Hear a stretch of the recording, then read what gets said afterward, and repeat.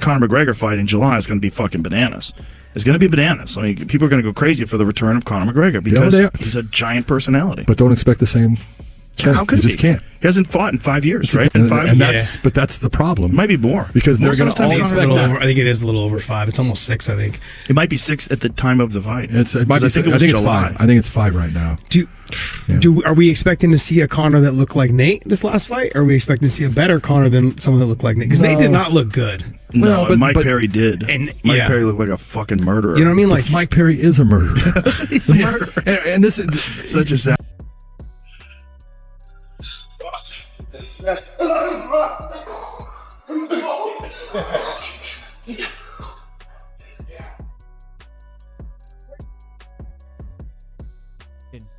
finish, bro.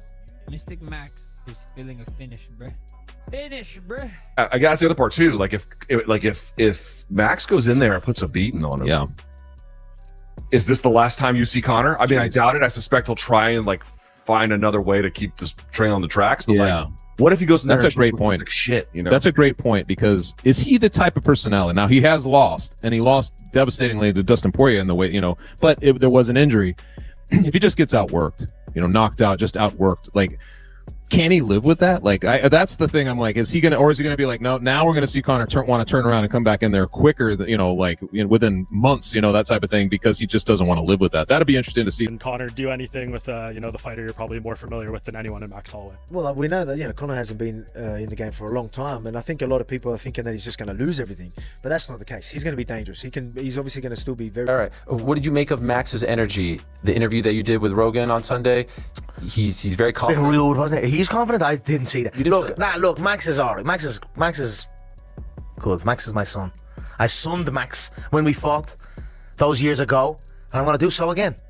He's gotten a lot better since you last fought. Would you not agree? I don't think so. Really? I don't see much.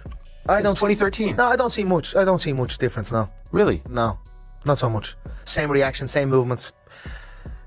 Listen, Max got better after he fought me. He added more moves to his game, but even still, there's only one. So I'm not gonna say I don't rate him. I don't rate any of them.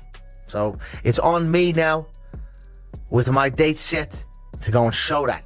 And I'm still kind of.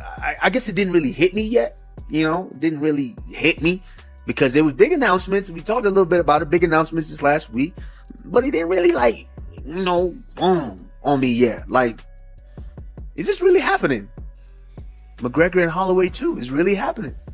The return of Conor McGregor. And this time, this time welterweight, Henry. Let's welterweight, not featherweight. This time it's going to be at welterweight. Versus McGregor, International Fight League. This is the fight that makes sense. I talked to Max Holloway the other day. I posed this question to him: do you want to fight Conor? And Max said to me, me versus McGregor. This is the fight that I want. I am training right now because it's all I want. And when we fought, I was a little boy. Could you ever have imagined losing the BMF title would put you closer? Conor McGregor is back in the headlines, and this time it feels more serious than the usual cycle of retirement talk and sudden returns. He is preparing to share the cage again with Max Holloway, and the tension between them has clearly reignited after their first meeting back in 2013.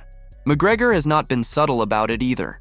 He laid out exactly what he intends to do to Holloway, with no soft language or careful phrasing, just a direct statement of intent. That alone has made this build-up feel different from standard fight promotion, where most comments are carefully crafted for cameras and press tours. This time, it feels less like entertainment and more like conviction, as if McGregor has already visualized the outcome and wants everyone else to see it too. But both fighters are completely different now. McGregor was once a rising featherweight contender climbing the ranks fast and hungry, building the foundation of a global superstar career. Holloway, meanwhile, was still proving himself as a young prospect, trying to earn respect in the division. Over a decade later, Holloway has built a Hall of Fame-level resume and become one of the greatest strikers in UFC history, while McGregor has become one of the biggest names in combat sports, spending long periods away from competition and chasing opportunities outside the cage. That is why this rematch is not just about skill or tactics, but about legacy and unfinished business.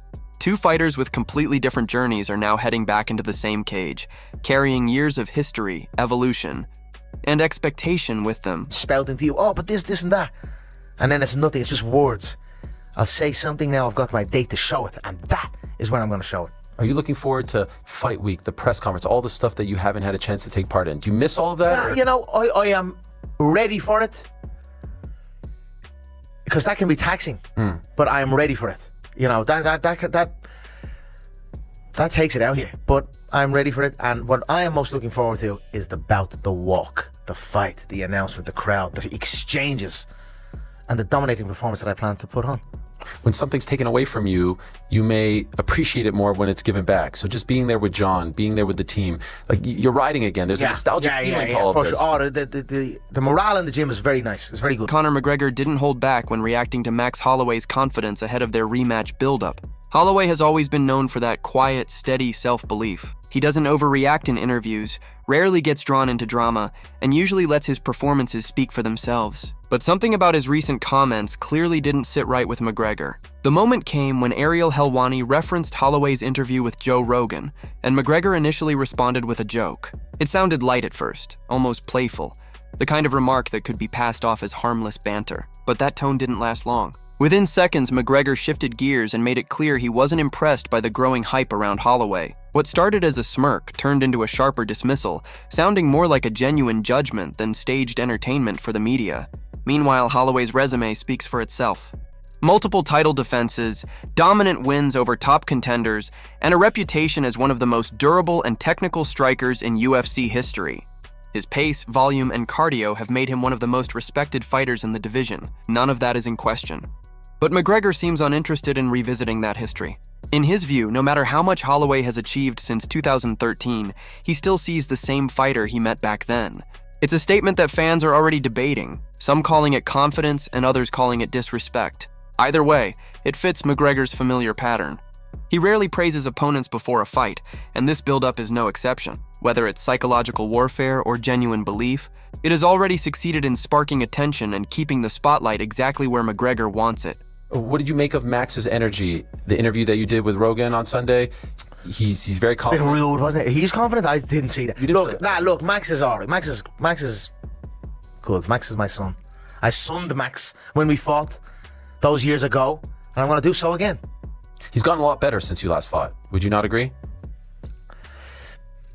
I don't think so. Really? I don't see much. Since 2013? No, I don't see much. I don't see much difference, no. Really? No, not so much. Same reaction, same movements. Listen, Max got better after he fought me. He added more moves to his game, but even still, there's only one. So I'm not gonna say I don't rate him. I don't rate any of them. So it's on me now, with my date set, to go and show that. And predicting how this fight plays out has split fans right down the middle. Some are convinced Conor McGregor still has one more iconic moment left in him. The kind of sudden, explosive finish that reminds everyone why he became a global superstar in the first place. He has pulled it off before against opponents who were heavily favored. And his early run through the featherweight and lightweight divisions makes it hard for many to ever fully count him out, no matter how much time has passed. On the other side, there is the Max Holloway argument, and it is just as strong. His non-stop pace, relentless pressure, and elite cardio make him a nightmare over 5 rounds.